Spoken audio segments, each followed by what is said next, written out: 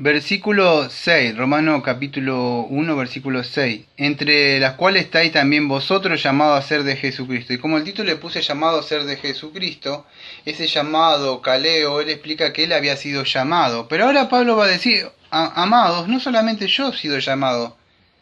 No crean que es para mí esto de proclamar a Cristo, También ustedes, dice él, dice así, entre las cuales estáis también vosotros llamados, caleo, a ser de Jesucristo. Entonces fíjense que el llamamiento lo hace Dios. Y en Romanos, me voy a adelantar, Romanos 8:29, dice así, porque los que antes conoció, eso implica una relación, no conocimiento preconocimiento intelectual, si conoció, creo que preginosco, si no me acuerdo la palabra, tenía que ir a chequearla, pero conoció significa una relación, eso, o amó, podríamos decir, lo que antes amó. También los predestinó para que fueran hechos conforme a la imagen de su Hijo, para que él sea primogénito entre muchos hermanos, y a los que predestinó, esto también llamó, y a los que llamó, esto también justificó, y al que justificó, esto también glorificó. La cadena de oro, ahí que vemos, ¿no? Todo. Entonces, a los que llamó, esto también justificó. Entonces, este llamamiento, vemos que proviene de parte de Dios. El hombre no puede buscarle. Fíjese, pues quería aclarar que el hombre no puede buscarle. El hombre no puede ir en pos de Dios. El hombre está muerto en delito y pecado. En Juan 6:44 dice, ninguno puede venir a mí si el que el Padre me envió no lo trajere, y yo le resucitaré en el día postrero. En el día de hoy en las iglesias por ahí se predica que creen en la gracia. Ustedes van a escuchar incluso algunas iglesias y dicen, nosotros creemos en la gracia. Y dicen, pero ustedes son del libre albedrío. No, nosotros creemos en la gracia. Ustedes si profundizan van a ver que esa gracia no es la verdadera gracia que creemos nosotros, sino es una gracia precedente, una gracia previniente, creo que le dicen ellos. ¿Qué es eso? Pues dice, yo creo por gracia. Y se van a encontrar otras personas que dice, ahora la gracia precedente, o sea, es vamos a decir, como que el Espíritu Santo lo capacita al hombre para venir a Cristo, una disposición que le da a la humanidad para que la persona pueda aceptar o rechazar el Evangelio según su propia voluntad. Pero esto no es así, esto es en contrario a lo que dice las Escrituras. La naturaleza humana no posee ningún libre albedrío, está bajo la esclavitud del pecado, la depravación total que decimos, la incapacidad de creer. Entonces, Dios lo debe facultar para creer, no hay ninguno que busca a Dios, todos se desviaron, amados. Entonces no hay ninguna gracia preveniente como dicen algunos, que Dios yo me predican, entonces yo puedo elegir o decidir. No, ni el libre albedrío, ni el molinismo, ninguna de esas cosas. Debemos tener cuidado, porque eso no exalta el nombre de nuestro amado Señor Jesucristo, como dice, por amor a su nombre. Eso glorifica de una forma al hombre, que el hombre tiene la capacidad de decidir. Por eso dice, ¿por qué te molestas tanto con Daniel con esto del libre albedrío? Porque no honra a mi Señor Jesucristo, no honra a mi Padre. Entonces eso molesta, uno le da celo porque no es el verdadero evangelio. Entonces debemos dar, como Pablo, gracia. ¿Qué creemos nosotros, Daniel? Nosotros creemos el llamamiento eficaz, amado. Que Dios llama eficazmente, Dios los atrae.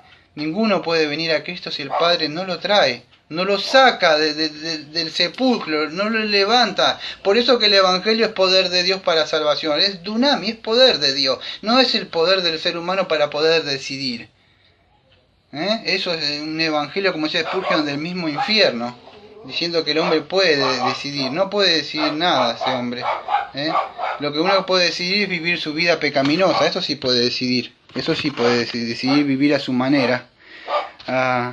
Así que los llamados a Jesucristo, entonces, ¿de quién habla? Habla de aquellas personas que en virtud de haber sido, vamos a decir, llamada eficazmente, pertenecen a Jesucristo. Eso es lo que dice el texto. Llamados a ser de Cristo. Ahí lo que ustedes leen en el versículo 6. Dice, entonces, ¿qué son esos? Llamados a ser de Jesucristo. Dios mismo, Dios llama. La salvación es monergística, no es sinergística, que el hombre contribuye en algo. No, Dios es el que llama eficazmente para que pertenezca a Cristo. ¿Cómo lo podrías explicar de otra forma? Dios lo llama, el Espíritu Santo lo llama y lo injerta en el cuerpo de Cristo. Ahora son exclusividad, propiedad absoluta del Dios Altísimo. Y ninguno de los que el Padre, yo le puedo asegurar, dice la Escritura, se lo dio al Hijo, nadie los va a tocar. Satanás te puede matar, Satanás te puede hacer pasar hambre, no te puede dejar dormir, puede hacer todas esas cosas. Pero no te puede apartar, no te puede sacar la salvación. No puede llevar a la cárcel, cortar la cabeza, mucho como han hecho a muchos cristianos. Pero no separarnos, nada nos va a separar del amor eterno. Nada, ni muerte ni tribulaciones. Somos exclusiva propiedad ya, somos pueblo de Dios, pero porque el Padre lo entregó al Hijo, aquellos que creyeron el verdadero Evangelio.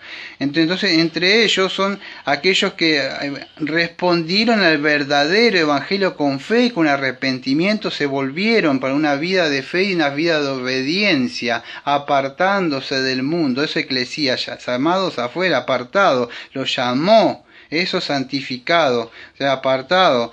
Eso es lo que Dios hace.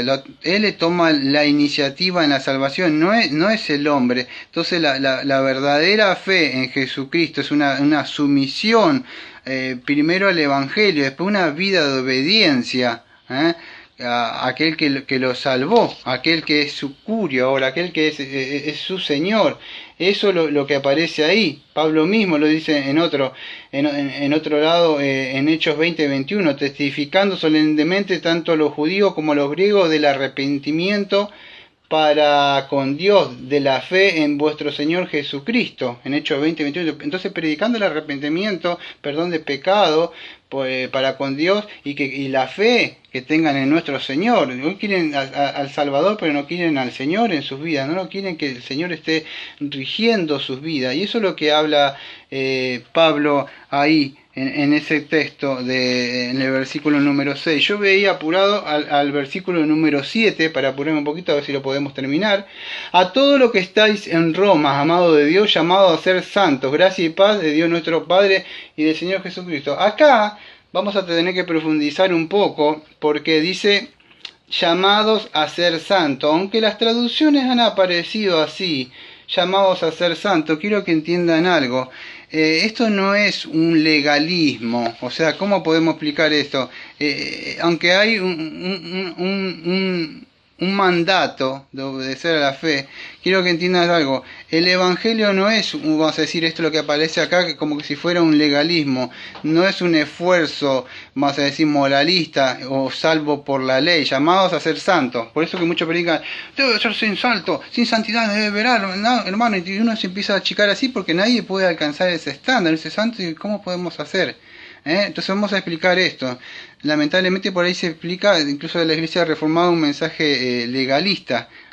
Pero no es lo que yo puedo hacer. Acá la idea que yo quiero que entiendan de esto en sus mentes. A todo lo que está en Roma, amados de Dios, llamados a ser santos.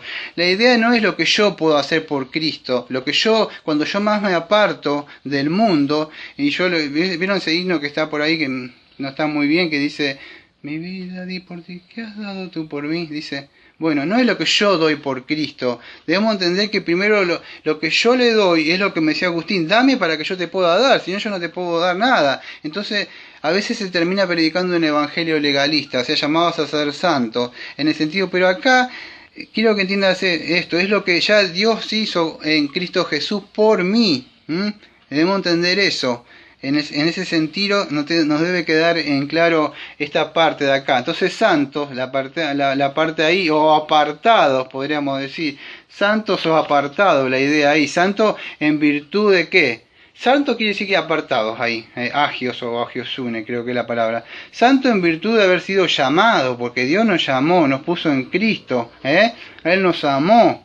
Y nada nos va a apartar, como dice en Romanos 8:31 al 39, o 1 Juan 4:19, que nosotros le amamos, pero porque primero Él nos amó, nuestra condición. Entonces, santos en virtud de haber sido llamados. Ahora es por la gracia de haber sido llamado eficazmente, nos venía explicando Pablo. O sea, un llamamiento interno. Acuérdense que hay un llamamiento. Muchos son los llamados, pocos los escogidos. Entonces hay un llamado interno. Hay un llamado que predicamos a todos y las personas por ahí. Hay un llamado que entra el Espíritu Santo y convierte, o sea, regenera a la persona. Después la persona va en conversión, en fe y arrepentimiento. Conversión es cuando una persona se aferra por medio de la fe y cree y se arrepiente. No solo cree, creer, no se preocupe, que Satanás cree también.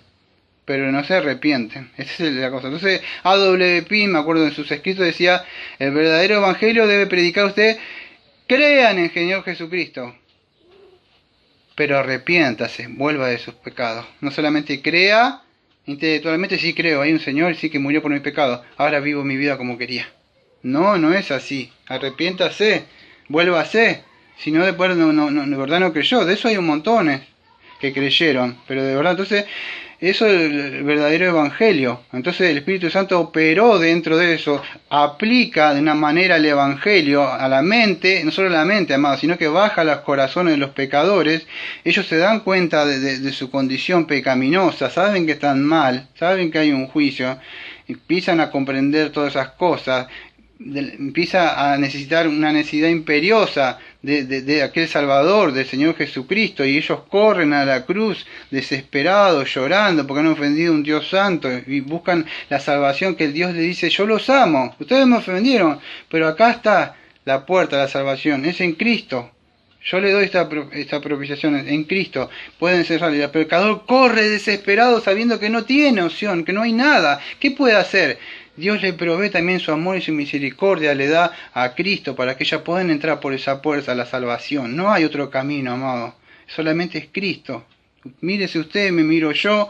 Ninguno podemos alcanzar. Pero en Cristo sí. A Él debemos mirar, a Cristo. Y así que nosotros vamos a Cristo. Y así que como somos santos. No es por una vida de cuánto estudio durante la semana, cómo me comporto. Mírese usted y nunca van a lograr. Ahora miren a Cristo y ahí somos llamados a ser santos. ¿En qué? En Cristo, porque Él nos pone en Cristo. Ahí es donde Dios nos aparta en Cristo. Entonces debemos tener cuidado cuando debemos leer el texto que dice a todo lo que está en Roma llamado a ser santos. No es que yo tengo que se llama santo, entonces me debo santificar, porque si santidad nadie verá a Dios. ¿Y quién entrará al lugar santísimo, Señor? Solamente el de santo y de manos puras. No, es Cristo el que entra con las manos puras, santo. Y nosotros como estamos en Cristo, estamos llamados a ser santos en Cristo porque estamos apartados. Eso santo, es apartado.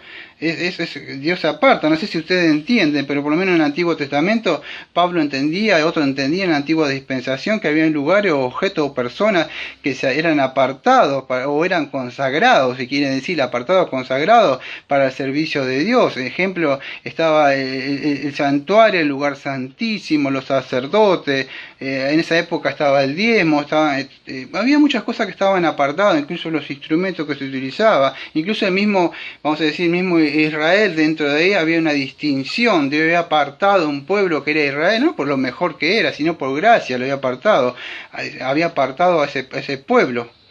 Entonces, santo quiere decir apartado. Dios apartó una persona, Dios apartó.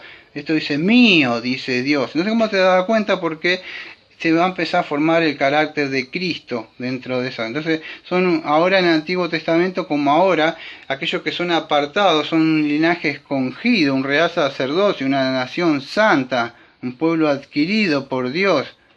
Ahora en esta nueva dispensación somos nosotros somos el templo viviente, nuestro cuerpo. Y Cristo dice que cuando vino se encarnó, la palabra ahí se encarnó, es tabernaculizó en Juan. Ahora si ustedes quieren decir tabernaculizar, quiere decir que Dios hizo templo. No va a venderse templo, Él se hizo templo a sí mismo. Cristo dijo, derriben este templo, derriben.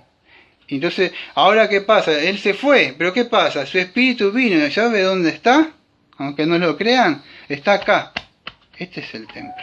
No es esto, no es las paredes ni este lugar y las guitarras que aparecen y todo lo que ven ustedes y todas esas cosas que ven por otros lados. No, este es el templo.